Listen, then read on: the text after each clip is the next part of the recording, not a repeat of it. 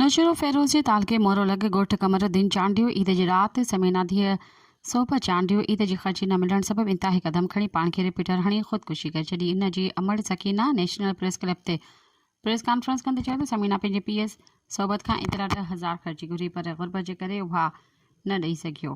पीउ जे ॿाहिरि वञण खां पोइ समीना कमरे जो दरवाज़ो बंदि करे पाण ते रिपीटर जो फायर करे आपघात करे छॾियो। वाक़िए जी इतला समीना जे वालिद सोबत चांडियो पुलिस कमरुद्दीन चांडियो खे ख़ुदकुशी जो इतला ॾिनो।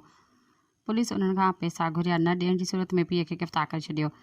पुलिस ज़रूरी कार्रवाई कई, लाश वाटसन हवाले कयो। पर समीना जी वालदा सकीना चांडी जो चवणु आहे त SHO ग़ुलाम क़ादिर गोरचाणी इंसाफ़ ॾियण बजाए पिणु सोबत ख़िलाफ़ ऐं चाचे गुल हसन ॿियो चाचो फ़ौज में हाज़िर सर्विस नाइक मोहम्मद चांडियो टियों चाचो फ़ौज मां रिटायर्ड राना मीर हसन चांडियो ते कूड़ी FIR दाख़िल करे छॾी। मां सकीना चयो त SHO ग़ुलाम क़ादिर गोरचाणी 8 लख जी घुर कई त ॾियो न त FIR कंदसि।